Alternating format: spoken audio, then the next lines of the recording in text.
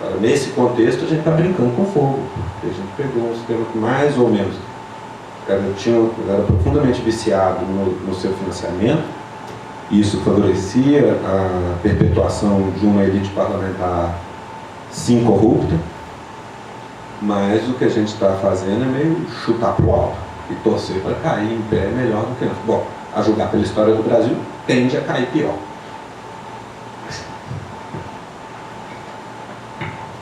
Bom, acho que dá tempo de mais uma rodada.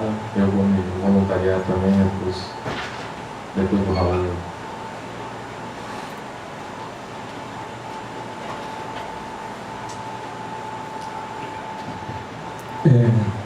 Bruno, eu te queria... Primeiro uma observação. Eu acho que nós vamos passar muito tempo ainda discutindo, conversando sobre como chegamos aqui. Obviamente, não é... E há um tema que vai ser um tema que nós vamos ter que discutir, embora não é agora. As responsabilidades. As responsabilidades. Quando você diz, como não vimos em algum momento, não, olha, nem esse aí, não vimos muita gente. Há grupos que vimos, que caminhamos para o desastre. Uma observação que eu quero te fazer, primeiro, uma consulta, em torno do que, a partir da minha perspectiva e de outros, consideramos um golpe político que foi em 2016. Quando uma parte decide quebrar as regras constitucionais, inventar uma quebra de regime institucional, como que foi o golpe de 2016, que até agora inventamos uma questão que é de ciclismo, né? Uma pedalada, uma absurdidade que uma parte da inteligência brasileira foi atrás dessa versão. E nós que não vimos, aqui mesmo, no nosso âmbito, nós falamos, é abrir as portas do inferno. Quando você quebra o regime constitucional, está abrindo a porta do inferno. Segunda porta do inferno que é aberta, quando você, em nome de adecentar a República, abre mão dos direitos individuais, quebra os direitos individuais, está abrindo outra porta do inferno. Então não é que não houve... isso criamos e defenderam uma parte. Então, você não avaliou muito bem essa questão. Não acho que seja o momento. Hoje não é o momento de ver quem teve a culpa. Agora estamos com um monstro solto. Agora é o momento da frente, da chamada entre aspas, frente antifascista. Ou frente democrática, se quiser, para tirar a questão. Porque esse senhor, esse grupo, não é fascismo. O fascismo é um projeto grande, um projeto de nação, que mobilizava as massas com um projeto. Isso aqui não tem, você disse, a qualificação que eu te perguntava, parece um pinochetismo de um modo novo, é o ultraliberalismo com violência na sociedade civil, etc, etc. Então a minha primeira questão, e rapidíssima a outra, é como tu avalias, digamos, do ponto de vista da tua análise, essa decisão de quebra do sistema político que houve em 2016, depois a continuação em nome da República, eliminar as liberdades individuais, caçar de fato direitos individuais, etc. Essa é uma responsabilidade que nós vamos ter que discutir, como que também nós, republicanos, liberais, democratas, etc., caímos nessa jogada e aceitamos isso. E de bom grau, até defendendo, não é? A segunda questão que eu queria, isso se tu quiser responder, eu não vi, como que hoje será possível agir de acordo com esse projeto de Bolsonaro nesse parlamento? Eu digo porque, veja, se a ameaça contra a MST de terrorismo, como diz a Maud na entrevista, etc., efetivamente for levada adiante, isso é um esboço de guerra civil. Não será fácil lidar com. O MST não é apenas um grupo de vagabundos pelas... Tem assentamentos, tem cooperativas, tem empresas, etc. Como se lidará com isso nesse parlamento que fica aí? Terá aceitação? Criminalizar o PT, agora falando com o Fabiano aqui, criminalizar o PT é fechar o parlamento. E como que tu faz? Criminaliza um partido, como que tu faz com esse parlamento? A minha pergunta é da tua análise técnica, digamos. Como poderá esse parlamento se ligar, digamos, com o projeto de Bolsonaro? Essa é uma curiosidade que eu não sei se tu falou anteriormente, mas porque não ouvi, eu gostaria de conhecer. Bom, eu me inscrevi aqui no meu poder de agenda. Na verdade, eu acho que 2 pontos, Bruno. Em relação a... Eu acho que você faz e tem feito um diagnóstico em relação à ciência política que a gente, enfim, trabalha nela, né, que olha as instituições, etc. Eu acho que a ciência política menosprezou sinais, de fato. E um dos sinais eu gostaria que você comentasse um pouco. A ciência política se contentou com uma... A ciência política, eu falo, tratou como normal uma persistente baixa identificação com nossos partidos políticos. O mercado, e pensando em mercado eleitoral, o mercado da esquerda estava relativamente ocupado pelo PT, que teve e tem ainda uma identificação expressiva comparativamente. A gente se acostumou, de um certo modo, do PT sendo a figura estranha. E o mercado da direita, da centro-direita, se pensar, mesmo com o PSDB tendo um protagonismo, ele ficou vazio o tempo todo. Na verdade, eu não sei se é uma questão, mas eu gostaria de compartilhar, gostaria que você ouvisse, que a parte da demanda no espaço ideológico da centro-direita sempre teve vazio, com taxas de não identificação, etc., muito altos, principalmente nesse mundo. Inclusive a fragmentação, se pegar a fragmentação, ela é muito mais violenta no espaço da centro-direita. Então a minha questão a gente cuidou pouco do nosso tema partidário, mas, e aí eu vou com um adendo nessa questão. Me parece que você comentou de uma possível nova clivagem que esteja surgindo, talvez seja a única clivagem que combine sistema partidário, que a gente não sabe ainda, na verdade é só um chute, que combine elites e preferência dos eleitores. A gente não gosta da criança que está surgindo, talvez não goste disso, mas a minha questão é um pouco nesse sentido, para você comentar um pouco dessa dinâmica do sistema partidário, principalmente com os laços com os eleitores. A segunda questão que eu coloco, você pontuou 2014 como uma disputa mais belicosa. Claro, por quê? Mas a questão que me coloca é que isso talvez já tinha um sinal de degradação. Em certo sentido, democracias funcionam bem quando as elites, não que elas tenham que ser democráticas, mas elas tenham que ter um horizonte temporal que dá uma calmaria na disputa. A pressa, e parecia que os cálculos de curto prazo estavam sendo muito mais intensos do que de longo prazo, como se 2014 fosse o único tiro no revólver, já que a gente está falando de arma aqui. Como se 2014 fosse o único tiro, a ponto de ter recontagem, e aí, enfim, a questão do Raul em relação ao impeachment também estava por aí. Para você falar um pouco dessa questão do cálculo, não que as elites não exercessem racionalidade ou qualquer coisa nesse sentido, mas o cálculo me pareceu em 2014 e a partir de 2018 principalmente, mas um cálculo de curto prazo. Toda aquela, o que se pretende, né, com a democracia, no certo sentido, um horizonte temporal, uma rotina temporal que faça com que os não democratas se sintam confortáveis ou menos desconfortáveis na democracia, deixou de existir. E isso em 2014, você pontuou bem, mas em 2018 o negócio parecia que, né, a eleição a gente caminhava para o fim do mundo. Isso não é democrático. Assim, essa sensação as democracias não causam. É mais um pouco esses dois comentários. o Ian e a Renata.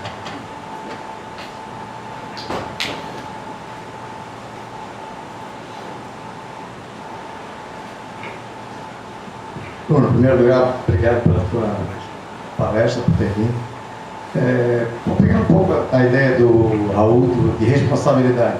Eu posso estar simplificando aqui a visão que tu passasse desse processo, mas vou até talvez caricaturar para chamar, para facilitar o contraste entre talvez que seja a minha percepção e a tua. Mas quando tu fala tudo que aconteceu nos últimos 5 anos, bom, tem o sistema eleitoral que incentiva a corrupção, os problemas do sistema.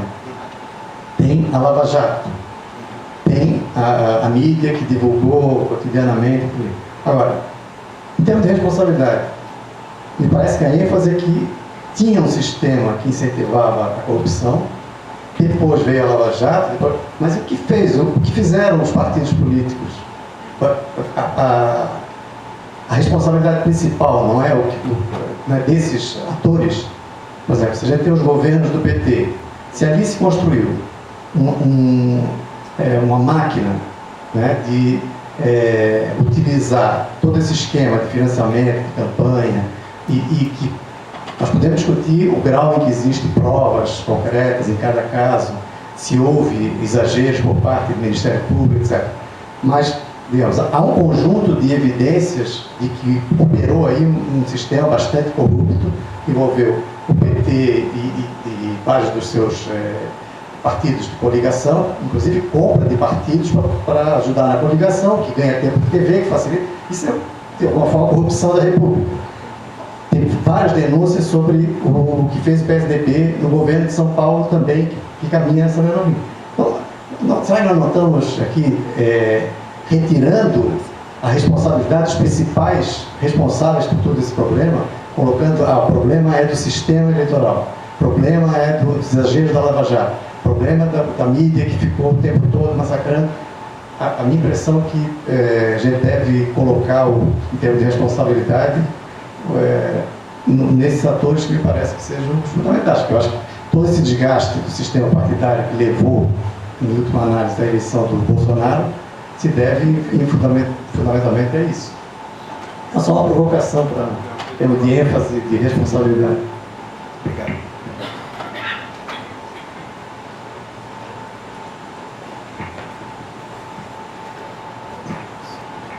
Bom, boa tarde. Eu queria pegar aquele ponto que o Thiago falou sobre a relação entre partidos e eleitores, que eu acho que é bem interessante. Na verdade, eu fiquei pensando sobre a ideia de polarização, né? Antes dessas eleições, a gente tinha aquela ideia PT-PSDB, que ainda lembrava uma polarização esquerda-direita, e os eleitores se identificavam com um ou com o outro. E agora a gente passou a ver uma ideia de polarização entre anti-rejeição a alguma coisa e rejeição a outra coisa. Então, isso é um pouco confuso para o eleitor. Então, como pensar em um sistema partidário que agora, na verdade, a gente não tem uma identificação positiva com determinados partidos, mas sim rejeição a alguma coisa e uma rejeição a outra? Então, como se sustentar um sistema em termos de partidos se, na verdade, as pessoas não estão se identificando positivamente em relação a um partido? Fiquei pensando nisso. Obrigada.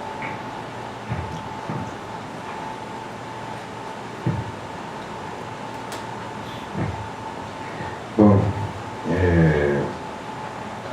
deixa eu pensar por onde que começa. Essa é a decisão crucial.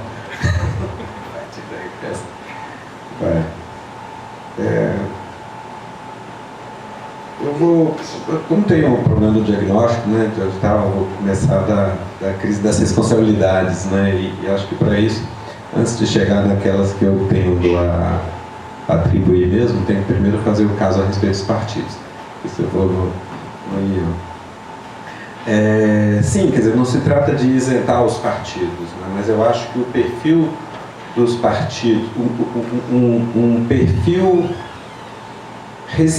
do ponto de vista de uma análise fria, faz de conta que a gente não é brasileiro, que estamos falando de outro país. Eu tenho a impressão que, como analista, se me descrevessem um mercado de financiamento como o que a gente tem, eu esperaria partidos que jogam um jogo corrupto. Corrupto nesse sentido, quer dizer, eventualmente cometendo crimes mesmos, ilegalidades, e de saída eu olho para aquele sistema como um sistema que vai eleger partidos políticos que vão estar operando grandes somas de dinheiro, reféns em alguma medida de grandes doadores, tratando de extorquir esses doadores também, de uma maneira, quer dizer, você cria, num mercado de financiamento tão mal configurado, eu só espero jogo bruto. Nesse sentido, eu tenho a impressão que o PT dançou conforme a música. Num certo sentido, pode ter faltado capacidade de diagnóstico, de falar, olha, assim vai dar merda.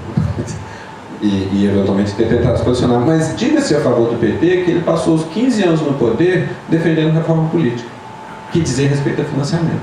Eu acho que era uma má proposta, mas ele passou 15 anos defendendo financiamento público exclusivo. Ficou o tempo todo dele no poder defendendo lista fechada, financiamento público exclusivo. Quer dizer, o PT abraçou a proposta do Caiado lá em 2003 e não largou mais. Enquanto isso, jogou o jogo. A sensação que eu tenho é essa. Longe de mim, eu não pretendo ter muito conhecimento de causa a respeito do varejão das tratativas dos caras. Eu presumo que deve ter tido todo tipo de ilegalidade nessa brincadeira. Como disse o Paulo Delgado numa entrevista no auge da crise da Lava Jato, Paulo Delgado, ex-deputado pelo PT de Minas, ele falou, o PT tirou o urso para dançar, saiu todo arranhado. Assim, ele estava achando que estava mandando naquela conversa, né? Eu estou no poder e agora é o seguinte, vou dispor dessa coisa aí. E ele era o recém-chegado, ele era o penetra. É possível que até por isso, eu presumo de modo geral, a escala era maior com o PT do que antes. Eu presumo que isso é inflacionário. O último esquema vai ser sempre o mais caro, né? E também que talvez logo que o Lula tomou posse, começou a pipocar na imprensa algumas coisas assim, posições que estavam blindadas no Fernando Henrique foram desblindadas com o Lula. Secretaria da Receita Federal em São Paulo, ela era técnica, era um quadro de carreira, burocrata, sei lá quem era, com o Fernando Henrique. Na hora que Lula tomou posse, a primeira nomeação foi a indicação do Sarney. E a Folha registrou. E eu lembro de eu fazer ironia com alunos petistas meio perplexos, irritados, incomodados. Falei, gente, é isso. Se a sua coalizão é mais frágil, suas concessões são maiores. Bom, você não é melhor do que ninguém. Ninguém é melhor do que ninguém contra isso. Ninguém pode legitimamente candidatar-se em nome do combate à corrupção sem explicar qual é a sua política anticorrupção. Ninguém vai acabar com a corrupção porque nós somos melhores do que os caras que estão aí. Num certo sentido, o PT pagou caríssimo a demagogia que se permitiu quando estava na oposição. Porque ele fazia, como nunca tinha ido ao poder, ele se permitia muito proselitismo nesse sentido. Esse povo todo fica roubando aí, e nós somos diferentes. Conversa. Uma bobagem. A questão é, se você pretende que vai ter menos corrupção, é porque você vai tomar iniciativas específicas para diminuir a corrupção. Ironia. Lula tomou. Lula fez um monte de coisa que permitiu a investigação e a punição de casos de corrupção. Tanto que está preso. Exagerou. Exagerou, para começar, indicando o mais votado da lista da Procuradoria-Geral da República. Eu acho que tem toda a razão o juiz federal de São Paulo, gente, me escapou o nome dele, um cara que eu admiro, conservador de boa cepa, Fábio, sobrenome escapa, Fábio alguma coisa, em que eu vi ele na televisão uma vez, denunciando furiosamente o Lula, há poucos meses atrás, início do ano, falando assim, o Lula cometeu uma falta imperdoável com o povo brasileiro, que ele delegou a uma corporação uma prerrogativa que lhe foi dada pelo povo brasileiro. Ele delegou a soberania popular a uma corporação no ato de nomear o Procurador-Geral da República. Porque ele, como detentor da soberania popular e governante, ele tem a prerrogativa exclusiva de nomear o procurador. Ele deixou a corporação fazer isso sozinho. Em boa medida está preso por isso. Então eu acho que ali tem uma mistura de ingenuidade e arrogância do PT. A ingenuidade de achar que é um pouco... Enfim. A ingenuidade e a arrogância vêm juntos na ideia de que nós estamos acima disso, porque, lógico, ladrão são os caras aí. Então nós vamos investigar a corrupção e nós vamos mostrar como essas coisas, como eles roubavam e com a gente, vão parar de roubar agora porque a gente está aqui empoderando a Polícia Federal e o Ministério Público, não dá certo. Portanto, o jogo é o que é. Né? E na primeira chance, o sistema entrou numa lógica autofágica. E aí eu acho uma coisa para ser dita, por exemplo, é interessante essas coisas, a compra de apoio, né? Em 2002, quando o Lula foi candidato a primeira vez, o Zé Alencar foi vice, ainda antes da eleição, no metade de 2002, a Carta Capital, quando fechou a aliança PT-PL com o Alencar de vice, a Carta Capital, que é acusada de petismo, noticiou que a aliança foi fechada num quarto de hotel com mala de dinheiro vivo a tantos milhões para o PL. Para pagar, sei lá, a conta de campanha, o que quer que seja. Era notícia. No dia que foi fechado o acordo, está na imprensa. Né? Foi tratado com naturalidade. Era a maneira que se operava, não sei. Mas é curioso a coisa do framing. Anos depois, no caso do Mensalão, eu vi de novo essa coisa de ingenuidade e arrogância. Eu mencionei porque eu vi num texto, se não me engano, era um daqueles textos do Perry Anderson sobre o Brasil, mas acho que essa expressão eu estava citando de algum colega em inglês, olhando para o Mensalão e falando, o Mensalão é uma inacreditável mistura de ingenuidade e arrogância. A arrogância de achar que se você está no poder, você paga e os caras te apoiam. E a ingenuidade de achar que você paga e os caras te apoiam. Você simplesmente vai chegar ali, você vai cometer uma ilegalidade na presença do Roberto Jefferson e isso não vai voar na sua cara na primeira chance. Então eu acho que teve algo de falta de quilometragem na operação do Estado, nas bobagens do PT. Agora, na verdade, eu acho que do ponto de vista de política pública, de governança, o PT saiu muito melhor do que eu imaginava. E eu prefiro o PT do governo ao PT da oposição. O PT, enquanto Fernando Henrique governou, o PT teve uma reação tanto conservadora a toda a pauta do Fernando Henrique, sem ter uma coisa propositiva, alternativa muito clara. Era simples reação, assim, em defesa do Estado, contra o neoliberalismo e tal. E não tinha... Eu digo, mas defesa do que do Estado? O Estado nunca foi constituído no Brasil para promover igualdade, concentrar a renda mais do que distribuir. Né? No poder, operou de maneira pragmática com resultados. Né? Temos coisas para melhorar, mas eu acho que a maneira como a coisa...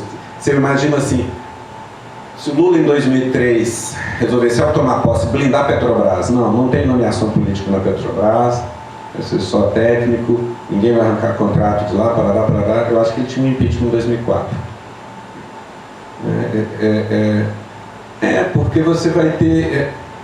Na primeira notícia desfavorável, eu acho que Dilma, em boa medida, o Manuel trabalha com lobby, né? E Dilma, em certa medida, encorajou Lava Jato e não quis agir, né? Manter ela dentro de certos limites, direitos individuais, que o Raul levantava.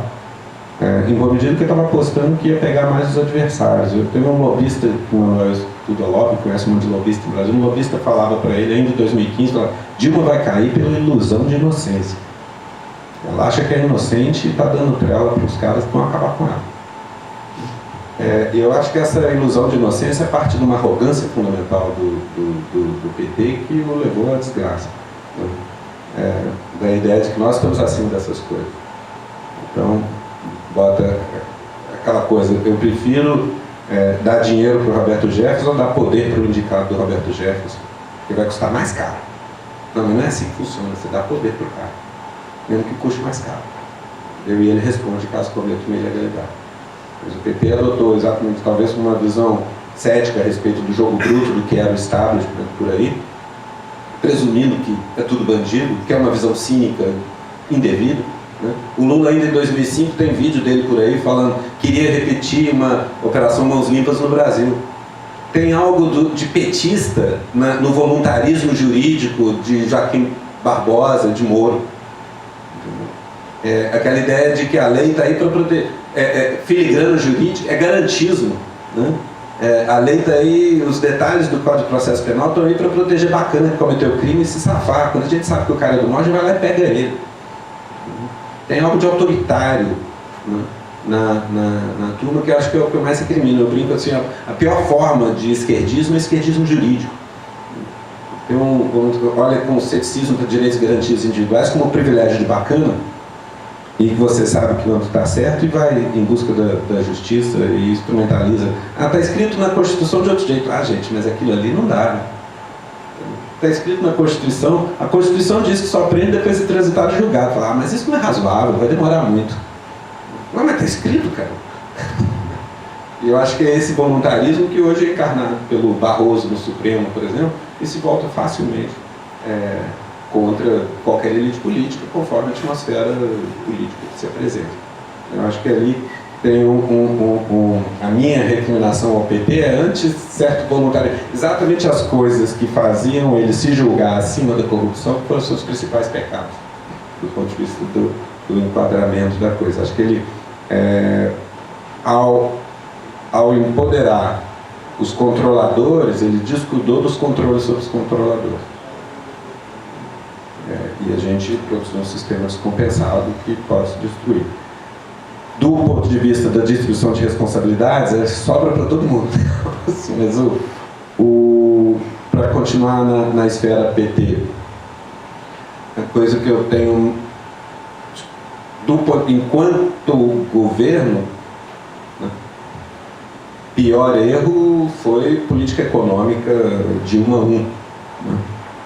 Como pega já um sistema que bem ou mal está lá, aquele tripé funcionando, quer dizer, acho que o Lula percebeu que ao jogar conservadoramente na política macroeconômica, ele ganhava grau de liberdade para perseguir prioridades próprias na política pública, em políticas setoriais.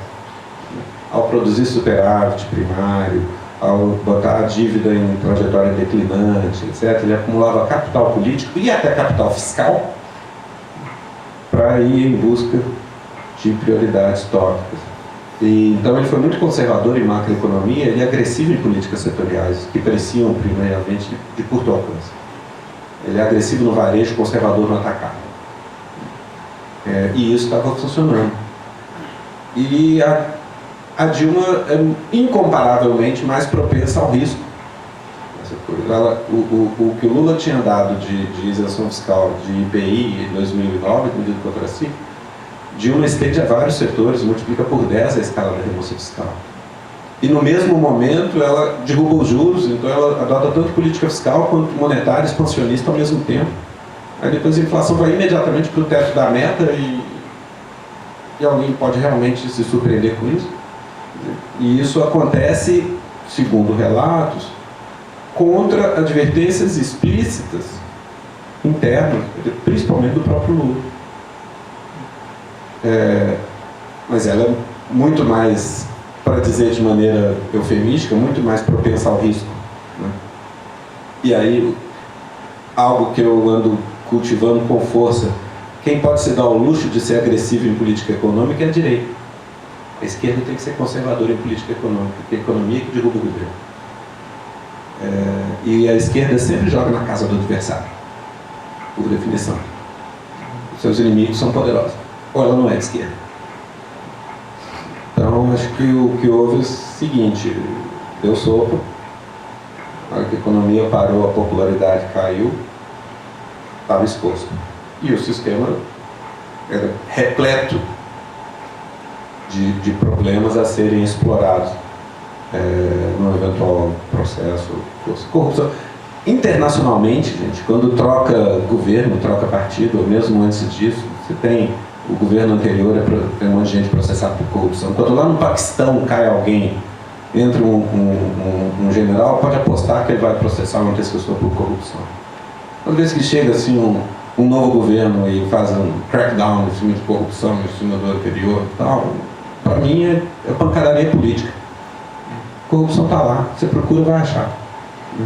Como é que você vai... Não diminui nunca? Diminui, com medidas administrativas, rotina, estabilidade institucional, troca de uma geração por outra. Passa 20 anos, passa 30 anos, passa 2 séculos e vikings viram suecos. Mas é devagar. Fiz esse discurso na Transparência Internacional lá. A campanha contra a corrupção, a operação, o crackdown, a depuração do sistema é inerentemente desestabilizador. O que eu estou fazendo quando estou combatendo a corrupção é fixando rotinas. Fixando rotinas. Mas fixando rotinas, a Itália nunca ia se livrar da democracia cristã. E a Itália está melhor por ter se livrado da democracia cristã? Eu acho que sim, a única chance de eventualmente disciplinar a democracia cristã é com a fixação de rotinas. Na hora que virou simplesmente o colapso da democracia cristã, veio Berlusconi, Beppe Grillo, etc. No nosso caso, o quadro partidário não entrou no colapso ainda que a Itália teve. Felizmente. Felizmente. Porque a julgar pelo resultado dessa eleição com o Bolsonaro, se você realmente remover o quadro partidário inteiro, a gente vai estar entregue aos nossos piores fantasmas. Sistemas partidários estruturam, limitam. Quer dizer, nesse caso, a polarização da rejeição, polarização por rejeição, não deixa de ser preocupante, é sintomático da crise. De fato, não tinha ninguém em campo lutando pela sua causa. Estava denunciando a causa alheia. Isso não é bom augúrio mesmo. Mas a ideia também é de você dar um reboot. Então vamos zerar e fazer outros, que aí vai ter causa. Não. A questão é como é que você decanta. A questão é criar um sistema partidário que tenha conexões reais embaixo. Isso não se cria por decreto. Aliás, é isso. Eu falei de cultivo do sistema partidário, não é gratuito, é por isso mesmo. Porque sistema eleitoral é difícil mudar. Mas muda por decisão legislativa. Se o Congresso resolve